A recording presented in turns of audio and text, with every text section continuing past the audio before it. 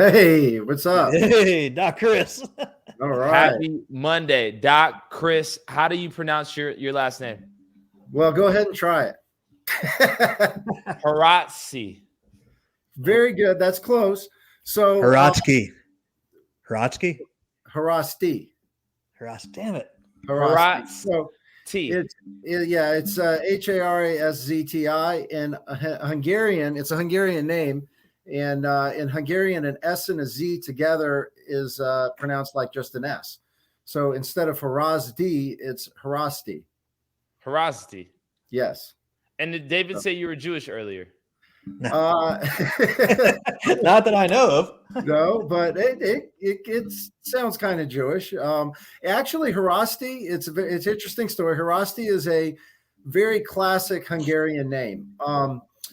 Interestingly enough, so my dad came over from Hungary, immigrated from Hungary when he was 12. So my grandmother, grandfather, they both escaped from Hungary in 1957. And in 1956, there was a Hungarian revolution against the Soviets. So it was a rough time to be in Hungary at that time. And so they actually escaped. My dad was 12 years old. But before that, so my grandfather, my family has been in Hungary for generations, but originally they came from southern Germany in Bavaria. So, like 200-300 years ago, they moved to Hungary, and the family's been in Hungary for a long time. But my dad was born and my grandfather was born with the name Ritter. So Ritter is actually a German name. And so what happened is, my grandfather wasn't like really on either side during the war. He was in Hungary. And of course you had the Germans fighting and the Soviets fighting, and Hungarians were kind of caught in the middle. Officially, I guess they were on the German side, but the Hungarians were kind of caught in the middle there. And so anyway, he had a German name, which was Ritter. And then when it looked like the Soviets and, Americans were going to win the war, my grandfather was able to get everybody's in the family's name changed to a classic Hungarian name, Haraszti. And the reason is because once the Soviets stormed into Hungary or Poland and Czechoslovakia, basically they were taking anybody with, that could even be remotely considered a sympathizer with the Germans and shipping them off to Siberia. So, even though my family I don't think they're really one side or the other, but if they had the German name Ritter, they would have been at a high risk to get shipped off. So they were able to my grandfather was able to change the name to Haraszti, which is classic Hungarian, before the Soviets came in. Grandfather made a business decision for the betterment of the entire family. Shout out to Grandpa. And shout out to Doc Chris Haraszti. Did I say it right? That's it, yeah. For joining us here on NFC Now. Doc, my first question is, man, how do you know this guy in the center, David Oblast? Hold on just a sec. This is my dog. Well, we'd hope that's your dog. No, you have a couple sons and daughters. Okay. So, yeah, what was the question? How do you know David Oblast? Well, I've known David for a long time. So I've been covering NFC fights, being the fight doc for, 10 years. Actually, I was an orthopedic surgeon. And then pretty much as soon as I came out of residency and started my orthopedic surgery career, I also started Ju-Jitsu at the same time. And, I just got all into Ju-Jitsu, loved it. And so sort of being around, all the fighters and all of that sort of thing, and also doing orthopedics, it was kind of a natural fit to go ahead and start covering fights. So I started covering fights, and then, got with Dave.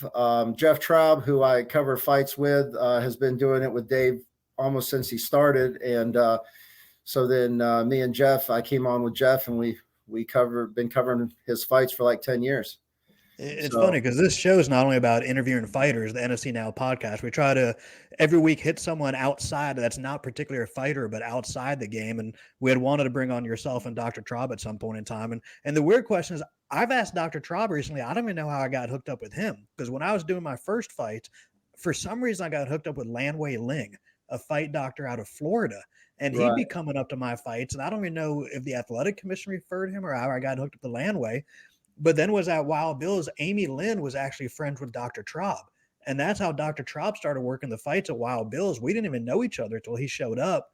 And I don't even know until you said how I got hooked up with you or you got hooked up with the fights. I'd always thought you kind of came in one way, shape, or form through Dr. Traub.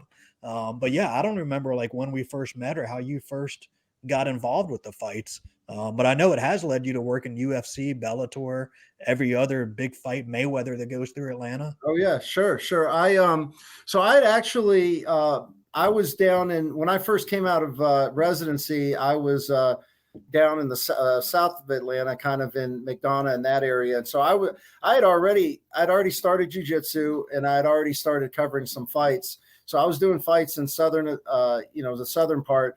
And then I moved my practice up to Emory. And then Jeff and I were in the same hospital. And so we got to be friends. And so we're like, well, let's just share all this and cover all the fights. And so we've been doing it since then. But, the thing is that back with, MMA is where it is in Atlanta, I think, in large part to you, David, because, when 10, 15 years ago, I mean, there was you, but before you started, there wasn't anything. I mean, I don't know if you remember, 15, 20 years ago, of course, UFC was just getting a lot more popular and everything. But, the fights were, you'd go into the ring with a gi. Yeah. Or at a strip club. I remember fights. I would be wearing tights and it'd be like a wrestler versus a jiu-jitsu guy. And, I don't know how sanctioned it was. There was a boxing commission, obviously. There's always been boxing, but I don't know at what point MMA kind of came under the boxing. And, UFC for a long time was somewhat of a rogue thing until, Dana White, Fertitta Brothers, I think they saw the future was, we got to make this into a legit sport. Let's get, unified rules. Let's get under the boxing commission, all of that sort of thing. And that was sort of the step to legitimizing it. But MMA is a young sport. It's 10, 15 years ago, it was just starting out to be like it is now. So when you're cage shot, you're locked into the action. You're not just like on your phone. You're actually watching the matchups and you know what's going on. Oh yeah. So being a fight doc, my number one priority when I'm there at the fights, I really don't care how good a show it is. That's all Dave stuff. I don't care, who wins, who loses. My main priority is everybody's, healthy at the end, or if they're injured, they're taken care of.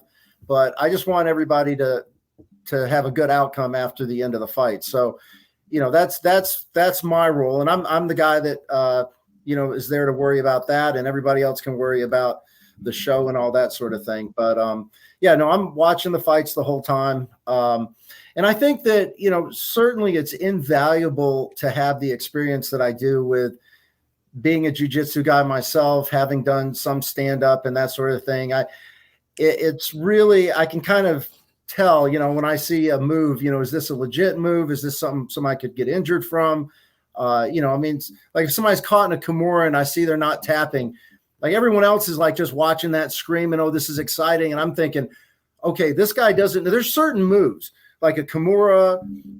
About when the arm might break. You might be able to see that. So there are some moves where, you can resist it because you're not going to feel it until the bone breaks. So, a Kimura hurts, but honestly, it's not like you can't. The people who tap to Kimura, they tap because at some point they're like, oh, my arm is probably going to break. But if they were just tapping due to pain, their arm's going to break. You could let your arm break. Same thing, like a heel hook, same kind of thing. You can hold that out, and then all of a sudden it's going to, in one moment it's going to break. And so, there's certain moves that I know that I can kind of see when I have to watch closer and that sort of thing. And, same thing with the knockouts. There's certain fights where, even not even just the NFC, but the UFC where the doc comes in there and stops the fight. I think notably a stoppage that comes to mind immediately was the Nate Diaz, Jorge Masvidal fight, the BMF title. Could you explain to not only David and I, but the NFC community, what does a fight stopping injury look like to you? Yeah, no, that's a great question. A fight stopping injury, first off, looks different if it's in the UFC versus an amateur fight in the NFC. If I've got somebody who's a amateur fighter and this is their second fight, and they've got a big hematoma underneath their eye. Okay, let's say big, huge hematoma. If this is UFC, I'm not worried about it. I mean, but if it's an amateur fighter, I'm gonna probably stop the fight. So it's a level of degree. But so let's say once you get into the professional, so once you're in the professional ranks, then I'm going to be basically looking at a couple of things. First off, as far as cuts go, really the only thing that we worry about when it comes to cuts, for the most part, is whether or not the fighter can see. So if you've got a big, huge gash underneath your eye, but you can see, I'm going to let it go, even if it's deep.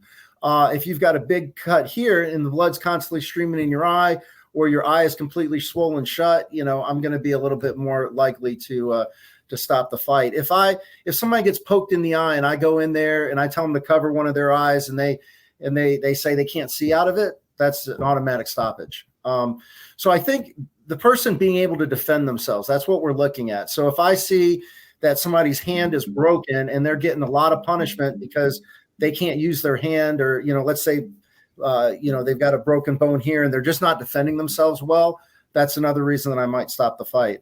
Other than that, it's, the big, huge thing that we look for is head injury. So if somebody, and the thing about is what's nice about MMA that's different than boxing, there's a lot of people think, oh, MMA is so much more brutal than boxing.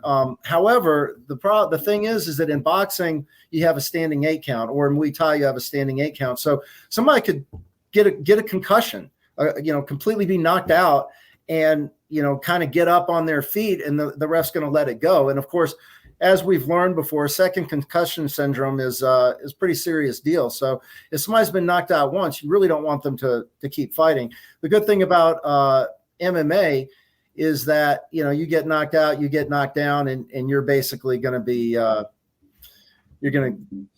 fight's going to end. Yeah.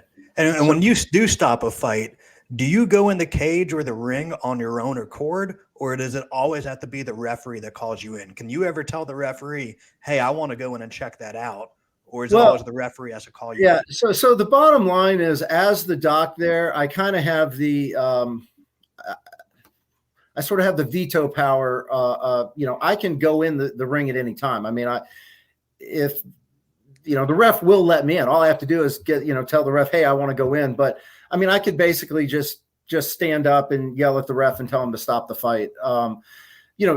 We have very good refs here in Georgia. And so it's usually, I would say 95% of the stoppages is usually I'll walk in there and me and the ref are both agreeing that this needs to be stopped. It's almost never that the ref's like, oh, I think he's doing okay. And I'd be like, no, it's not. It's usually pretty much an agreement.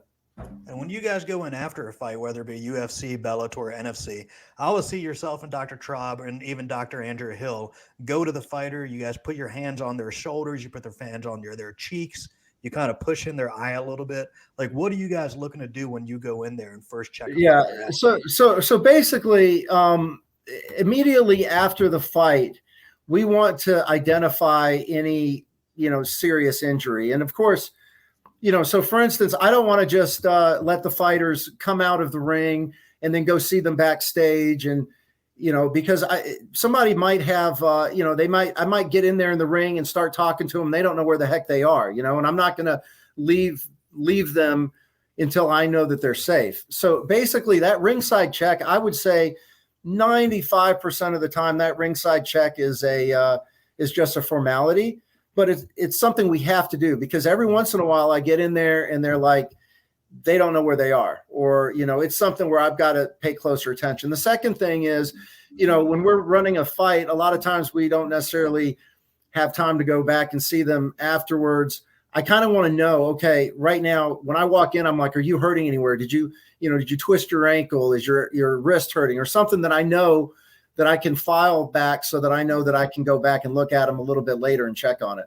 But that post-fight check is very important. And, you know, a lot of the fighters, you know, the first thing they want to do is jump around and everything. Jump on the cage. Yeah, jump on the cage. But, you know, and like I said, 95% of the time it's a formality. They're fine. They want to go jump on the cage, but, you know, we have to do it, and it's important. I was always curious how those conversations from the fighter that either knows he won or knows he got his ass whooped and lost all 3 rounds, I mean, how that conversation is with you. To be honest with you, when it comes to NFC, anybody who's been doing it a while knows that, you know, they're not going to like push me off because I've probably grappled with a lot of them, and they know enough to be like, you know, hey. So that was one question of mine. So people that don't know, Dr. Haraszti is our NFC Masters no-gi heavyweight champion. Give me your list of top 5 jiu-jitsu competitors in the Atlanta or in the Georgia area, and I'm curious to see where you end up on your list. Top 5, or go down till you hit. Yeah. Okay. So the number 1 jiu-jitsu guy in Atlanta easily is Leo Nogueira. So Leo Nogueira this is my opinion, but Leo Nogueira is the toughest, highest level that we have. I'd say Bruno Frazado is number 2. I'd say Ju-Jitsu is number 3. And of course, this is in gi. So then again, like, you know, I don't know, you know, Ju-Jitsu is really, really good at no gi. I mean, these top 5, I wouldn't even put them in that much order, but I'd say, you know, I say Leo Nogueira, Bruno Frazado, Ju-Jitsu, you know, Hanieri. I mean, that guy's really tough. Doesn't compete as often, but he's tough as nails. Oh yeah. I'm probably forgetting somebody, but now, you know, now we've got I used to be able to just say who's the toughest jiu-jitsu guy. You can't do that anymore because we have such a split between no-gi and gi now. So, I mean, like now you got no-gi guys. I mean, I'd put like, you know, Chase and Ryan Aiken, you know, those guys in no-gi are tearing it up, you know. What about Diego Saraiva and Clay Bennett? Where do those 2 names fall? So Diego is an OG. Diego is one of the best guys ever, you know, to be in Georgia. He's phenomenal. But you know, he's a bit past his prime. He's getting older. Yeah. And Clay, I would say is Clay is very good. I wouldn't put him up in the level. I don't think he'd put himself in the level with those guys. But he's phenomenal. I mean, he's a great jiu-jitsu. So you haven't mentioned your own name yet. We got Leo Nogueira, Bruno, Ju-Jitsu, and Hanieri. Top. Yeah. I would say you're talking about somebody who's a little bit past his prime. I'll say this. I used to, probably up until about 5 years ago, I would, well, like with Leo, Leo would always just murder me. But, you know, I rolled pretty good with all those guys. I would say that that maybe up until about 5 years ago, I would look forward and actually search out. Like I've rolled every one of these people that we mentioned. I've rolled with multiple times. Like I've trained all the people that I think are the best in Atlanta. I've trained with a lot. I'm probably one of the few people that has trained with just about everybody in Atlanta, and that's because I used to want to. I used to go out and, you know, I'm going to go train with Leo today. I'm going to train with Hanieri. I'm going to go train with Bruno. But now I don't really do that. Now I kind of, you know, if I could just go and have a good workout and train with a bunch of brown and purple belts, I'm happy. And then what was the coolest event you've ever worked? I mean, not an NFC naturally, but you've gotten to be a part of the UFCs here. You've got to be a part of Bellator's. You were ringside when Jake Paul knocked out Ben Askren, I think at the Georgia Dome in front of 0 fans during COVID. Like I know that had to be up there. Like what is that was a cool event. I think the coolest thing for me about that event was really just FaceTiming with my girls. I got teenage girls. And the reason is because I didn't know any of these people. This was like all the celebrities there were like you know, Instagram stars and TikTok stars, and you know, I didn't know hardly. Mario Lopez is like the only guy I knew there, but apparently because I was FaceTiming around there to show them, there were a lot of stars there, a lot of celebrities. In fact, I never asked for pictures with anybody. Not really that type, but I had to. There were 3 like Instagram girls or whatever that I asked to get pictures. I don't even know who they are, but my girls were, oh my God, you got to get a picture with them. I'm like, okay. So that was a really cool event. I mean, obviously the level wasn't cool because of the level there. Just COVID that Mercedes-Benz COVID, no fans. Yeah. It was like they rented out the whole Mercedes-Benz stadium and put a little boxing ring in the middle of it and had a big, huge studio around it. And then they had, they had the Black Keys playing on a big stage near it. And it was there were probably 400 or 500 people there, and they were all just invite only. So it was all, just celebrities and people that Mayweather Promotions wanted to. So it was a very, it was kind of a star-studded event that was fun. As far as the best show that I've ever worked, I think my favorite show that I've ever worked is Max Holloway and Dustin Poirier. That UFC, that UFC. The undercard or the co-main event was Israel Adesanya and Kevin Gastelum. And those 2 fights are still 2 of the best fights that I've ever seen. I tell you, the level at UFC, first off, they put on a fantastic show. Everything is so well run. I mean, I imagine it's like if you're working in the NFL or something. But it's everything is very well run. But the thing about the difference between, I mean, like NFC, for instance, you have a lot of the talent is good enough to be in the UFC, and a lot of the talent does go to the UFC. The difference is once you get to the UFC, there is a little bit difference, I think, in the fact that these people in the UFC are basically willing to pretty much die in the ring. I mean, I can see it because you'll see people who are like local talents and you see them go fight in the UFC and you're like, man, they're doing amazing, but they just have to dig, really dig deep and everything. And, that fight with like Gastelum, I mean, Gastelum took so much punishment, and, any other fight, I probably would have stopped. But, once you get up to that level, it's just very hard to, you really have to walk a fine line between stopping it or not. But those fights were great. The Gastelum and Max Holloway fights. Incredible fights. And just like you said, Doc, Chris Haraszti, that fight could have easily been stopped, that Kelvin Gastelum Israel Adesanya fight. So for Mark Goddard to continue to let them go, that was a hell of a scrap, man. And that's really unique and interesting that you had an opportunity to sit cage side for what was the fight of the year that year. Oh yeah. And I mean, that was probably the fight of the year. But do you know that the fight of the night was Max Holloway and Dustin Poirier? I'm not surprised, but I was there, and it seemed like Poirier got the best of him, man. But just for Holloway to stick through that entire fight, man, that was a hell of a performance. And you got I don't know how far away you were from Holloway's son, because I know Holloway's son was sitting cage side too, man. So just for you to even have that opportunity, I'm sure that a young Doc Chris Haraszti, somebody that was you said you were going through your not clinicals, you threw another name out there, residency. You going through your residency, man. I'm sure when you look back at you going through your residency versus you now, man, that has to be something that you're really proud about, the growth and the journey. Yeah, sure am. Indeed. Now Doc Chris Haraszti, am I saying it right? Yeah, Haraszti. That's perfect. Haraszti. My Hungarian brother. We would love your final thoughts, man. What do you want to leave not only David and I, but our lovely NFC community with? Well, I just say I want to thank David. I think that he's really brought MMA to a high level here in Georgia, and then I think just Atlanta in general. I'm just really been watching it for the last 10 years. And I think that the level that we've brought here, I mean, I just with Ju-Jitsu, for instance, when I first started training, 15 years ago, on the mats, we were like, I was with I started with Roberto Travis. So he's my professor, gave me my black belt. And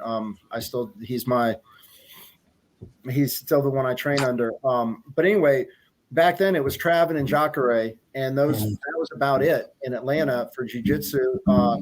And we would have, I mean, on a good night, we might have 2 brown belts on the mat, and the rest were like purple belts and blue belts. And, you know, there were hardly any black belts in Atlanta. And now it's like, you know, there's tons of schools, tons of MMA schools. I mean, there's tons of black belts. It's really night and day to see how far MMA has come in Atlanta over like the past 10 years. And that was a question before I'd let you go. How big do you see jiu-jitsu getting not only in Atlanta, but on a global scale? I mean, right now, I think the face of jiu-jitsu is Gordon Ryan.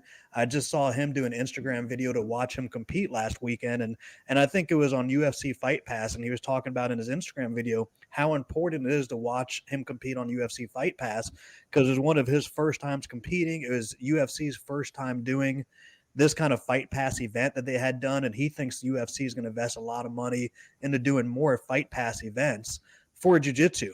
Like, how big do you think jiu-jitsu is going to be in the next 5-7 years or whatever? I mean, I think that the potential is big. You know, there's a lot of hurdles that need to be overcome. I mean, as far as one is, what exactly are we going to push? You know, is it going to be no gi jiu-jitsu, gi jiu-jitsu? It sounds like it's going to be no gi. I mean, that's kind of what is coming to the forefront. And then you've got to come up with, you know, some rules and everything, because I think, you know, I think the potential for grappling to get, I don't know if mainstream, but, you know, big, where, you know, where people can make a living out of doing grappling. I think the potential is there. But, you know, it's going to take things like, you know, UFC, for instance, if they put the money behind it and the marketing behind it, I think the product is there. I think it's interesting. You know, I think the big hurdle is that right now, I think that 90%, 95% of the audience who is watching all this does jiu-jitsu. So the hurdle is going to be going from, you know, having your audience just be practitioners to actually just having people who don't even know about grappling watch it. And, you know, UFC did that with MMA. So I think that. And they're now going to do a slap fighting. Yeah, exactly.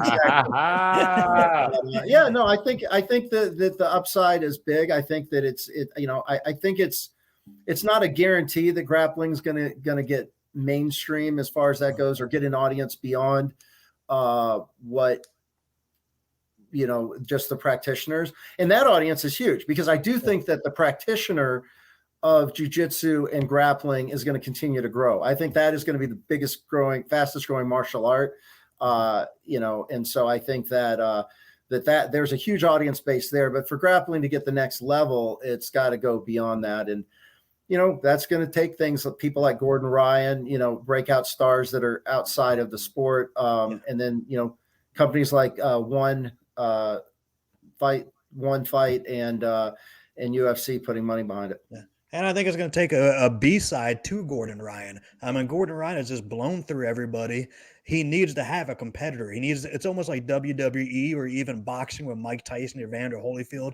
Until there is a true competitor that beats Gordon Ryan, we're going to get tired of seeing Gordon Ryan beat everyone and mention him all the time. So it's going to take personalities. We have it in Gordon Ryan, but it's going to take more than him. And I also think the best thing about jiu-jitsu is it's not sanctioned by an athletic commission. It doesn't have to go through all the red tape that real fights do. And that's the best thing it has going for itself right now, in my opinion, because there's going to be a lot of other MMA fight promoters like the NFC that have relationships with, you know, Facebook, Instagram, venues, marketing, websites, ticket companies, you know, that do everything that I do, that can easily slide from MMA fights into jiu-jitsu and promote it better than it has been in their own city or whatever, because they have all those connections. But it's a lot easier to not have to involve an athletic commission and blood tests, eye tests, neurological tests. If you're over 37, have your weigh-ins monitored. I mean, right now in MMA, you only have a 2-hour gap for weigh-ins, and that's it. If you miss the 2 hours, you're pulled from the card immediately. In jiu-jitsu, we allow you guys to do Facebook Live weigh-ins anytime from 6 a.m. till 10 p.m. So it's completely different night and day. So I think as long as jiu-jitsu is not sanctioned by an athletic commission, it's going to continue to grow, in my opinion. Yeah. Indeed, ladies and gentlemen, we got to say thank you to our guy, Chris Haraszti, for joining us here on NFC Now. Thank you for not only joining us, but just being a part of the NFC community and being engaged and making sure that we do keep our amateur and our professional fighters safe so they can go home and enjoy them families, especially for a season like now, which is the holiday season, man. So Doc, Chris, we look forward to seeing you at our next fight. And when y'all see Doc, Chris, make sure y'all say what's up. Show him some love. Yeah. Julien, David, thank you for having me on. Thanks, Indeed. Doc.